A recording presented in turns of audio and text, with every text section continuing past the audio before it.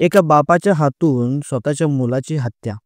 ऐकायला जितकं भयंकर वाटतंय, तितकंच हे वास्तव हादरवणारं आहे. रात्रीपर्यंत सगळं ठीक होतं, पण पहाट होताच घर रक्ताने माखलेलं होतं. एका क्षणात मुलाने अशी काही मर्यादा ओलांडली, की संतप्त बापाने घेतला सूड आणि संपूर्ण कुटुंब उद्ध्वस्त झालं. ही गोष्ट आहे नारायण तुपेची. एक व्यसनाधीन मुलगा ज्याचा शेवट त्याच्या स्वतःच्या घरातच त्याच्या बापाच्या हातूनच झाला. पण खरंच बापाला हा निर्णय घ्यावा लागला का? की तो फक्त एका क्षणाच्या रागाचा परिणाम होता? तुम्ही या गोष्टीकडे कसं पाहाल? एका बापाचा संताप की परिस्थितीने त्याला गुन्हेगार बनवलं? पूर्ण कहाणी जाणून घ्या. शेवटपर्यंत बघा, कारण शेवट असा आहे की तो तुमच्या काळजाचा ठोका चुकवल्याशिवाय राहणार नाही. चला तर मग स्टोरीकडे वळूया. नारायण तुपे, वय वर्ष 28. लहानपणी खेळकर, निरागस, हुशार मुलगा. पण घरची गरिबी, सततची अपमानास्पद परिस्थिती आणि चुकीच्या संगतीमुळे तो हळूहळू अंधाराच्या वाटेवर चालू लागला. दारू, जुगार, तंबाखू असल्या व्यसनांमध्ये तो इतका गुरफटला की त्याच्या घरातल्यांच्यासाठी तो एक शापच बनला. आई वडिलांनी आई वडिलांसाठी तर ते दररोजचं टेन्शन होतं. लहान भावालाही भीती आणि संपूर्ण घरात कायमचं अस्वस्थ वातावरण होतं. पण त्याला कल्पना नव्हती की त्याचा राग, त्याची व्यसनं आणि त्याचं बेरोजगारपण एक रात्री त्याच्या आयुष्याचा अखेर करून जाणार आहे. तेही स्वतःच्या बापाच्या हातूनच. 19 फेब्रुवारी. तो शुक्रवार होता. संध्याकाळपासूनच नारायणने दारू प्यायला सुरुवात केली होती. 2-3 ठिकाणी मित्रांसोबत थांबत, मोठमोठ्याने हसत, भांडत आणि दारूच्या प्रत्येक थेंबासोबत स्वतःच्या अंताच्या दिशेने एक-एक पाऊल तो टाकत होता. रात्री 9 वाजता तो घरी पोचला. त्याच्या डोळ्यात सुटकेचा वेडसर नशा होता. पण त्याच्या वडिलांच्या डोळ्यात फक्त एकच भाव होता. तो म्हणजे राग. वडील त्याला बोलतात, "परत प्यायलास? किती वेळा सांगितले तुला? काही शहाणपण आहे की नाही?" विनायक तुपेने आवाज पूर्ण खरबूर घुमला. "माझं आयुष्य आहे. मला काहीही करायचं असेल तर मी करेन. तुम्हाला काय करायचंय ते करा."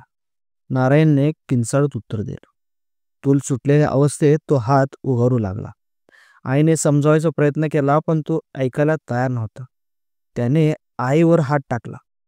आईला ढकलून दिलं. कोपऱ्यात उभ्या असलेला त्याचा लहान भाऊ सुरेश, जो ऐकू शकत नव्हता, पण त्याला सगळे हे चित्र तो बघत होता. तोही भीत थरथरून कापायला लागला.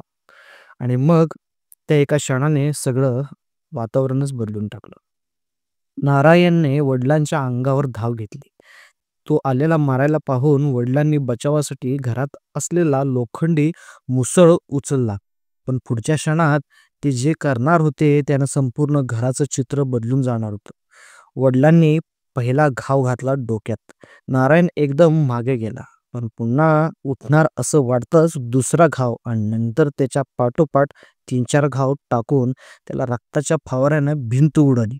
नारायण धडपड खाली कोसळला आणि आईच्या किंचाळ्या घरभर पसरल्या.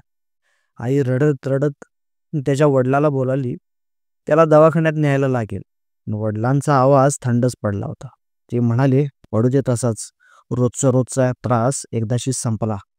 काही वेळाने जेव्हा आईने नातेवाईकांना फोन केला तेव्हा मदत मिळाली. पण फार उशीर झाला होता. दवाखान्यात पोहोचल्यावर डॉक्टरांनी सांगितलं, "आता काही उपयोग नाहीये. तो त्या घावामुळं कधीच मेलाय." त्या एका क्षणाने विनायक स्तुपेचं संपूर्ण आयुष्य बदललं. पोलीस आले, सगळं रक्त पाहिलं, वडिलांना अटक केली. त्यांना अपराधी चेहरा सांगतच होता. त्या रात्री वडील नव्हते, तर एक रागाने वेडसर झालेला तो माणूसच होता. शेवटी या घटनेतून मित्रांनो शिकायचं काय आहे? ही केवळ एक हत्येची घटना नव्हती. ही होती व्यसनाची शिक्षा. ही होती एक कुटुंबाच्या उद्ध्वस्त होणारी कहाणी. ही होती रागाच्या एका क्षणाने घेतलेल्या निर्णयाचं भीषण किंमत. जर नारायणने वेळीच दारू सोडली असती, तर आज तो जिवंत असता. जर वडिलांनी संयम ठेवला असता, तर हा गुन्हा टळला असता. जर कुटुंबाने एकमेकांशी संवाद साधला असता, मदत घेतली असती, तर परिस्थिती वेगळी असती. पण आता उशीर झाला होता. तुम्हाला काय वाटतं या घटनेचं खरं दोषी कोण? नारायणचं व्यसन, वडिलांचा राग की घरच्यांची वेळीच उचललेली योग्य पावलं नाहीत? तुमच्या प्रतिक्रिया खाली कळवा आणि अशा सत्य घटनांसाठी आपल्या चॅनलला सबस्क्राईब नक्की करा. धन्यवाद.